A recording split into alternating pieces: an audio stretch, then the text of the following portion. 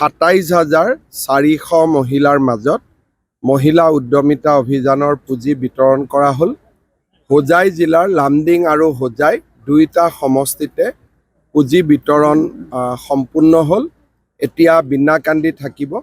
কোনোবা এটা দিনত আমি বিনাকান্দিটো এই পুঁজি বিতৰণ কৰিম। বিৰোধীয়ে এটা প্ৰশ্ন উত্থাপন কৰি আছে যে জুবিন গাৰ্গৰ যি চাৰ্জশ্বিট দিয়া হৈছে অতি দুৰ্বল আৰু কাম নাই। কেনেকে জানিলে? জাজে ক'লে নেকি তেওঁলোকক দুৰ্বল বুলি? উপস্থাপন কৰি আছে। তেওঁলোকে ক'ৰ পৰা পঢ়িলে? ক'ৰ পৰা? ভিতৰত কয়ে লিখা আছে নে খয়ে লিখা আছে তেওঁলোকে দেখিলে ক'ৰ পৰা?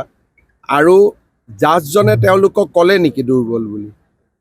এটা জাজেহে ক'ব। এটা আপুনি মই কেনেকে ক'ম? তাৰমানে বিৰোধীৰ যে কোনো জ্ঞান গভীৰতা নাই, আপোনাৰ প্ৰশ্নটোৱে প্ৰমাণ কৰিছেনে নাই?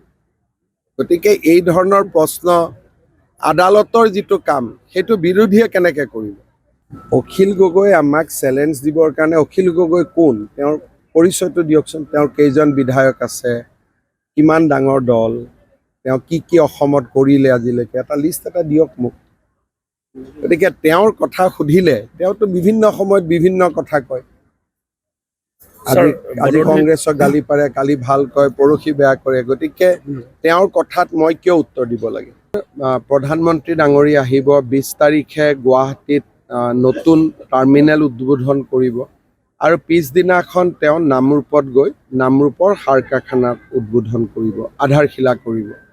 প্ৰধানমন্ত্ৰী বিজেপিৰ কাৰ্যালয়টো আহিব আৰু প্ৰধানমন্ত্ৰী ডাঙৰীয়াই আমি যি শ্বহীদ স্মাৰক নিৰ্মাণ কৰিছোঁ তাতো প্ৰধানমন্ত্ৰী ডাঙৰীয়াই গৈ শ্বহীদসকলক শ্ৰদ্ধা জনাব। এটা দীঘলীয়া কাৰ্যসূচী আছে। ২ এদিনতে গোটেই কাৰ্যসূচীখিনি আহি পাব। তেতিয়া আমি সাংবাদিকসকলৰ জৰিয়তে ৰাইজৰ লগত শ্বেয়াৰ কৰিম। বহুত বেছি ধুনীয়া, মানে ধুনীয়া নহয়, বেছি ধুনীয়া। ধুনীয়া বুলি ক'লেতো এটা জেনেৰেল বুজা যায়। এই যিটো বিমান বন্দৰ বা টাৰ্মিনেল হৈছে এইটো বাঁহেদি নিৰ্মাণ কৰা হৈছে, কপৌ ফুলৰ আৰ্হিত নিৰ্মাণ কৰা হৈছে আৰু বহুত বেছি ধুনীয়া। অকল ধুনীয়া বুলি ক'লে ভুল হ'ব।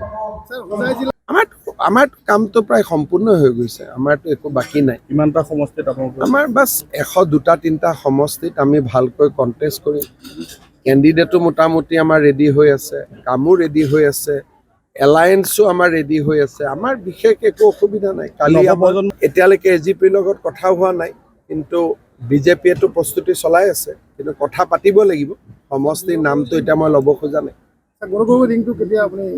সোনকালে হৈ যাব, এতিয়া সোনকালে হৈ যাব। আজি এটা বিশেষ কথাৰ কাৰণে ৰখি আছিলোঁ, হৈ গ'ল যেতিয়া এতিয়া এনি ডে যিকোনো মুহূৰ্ততে হৈ যাব।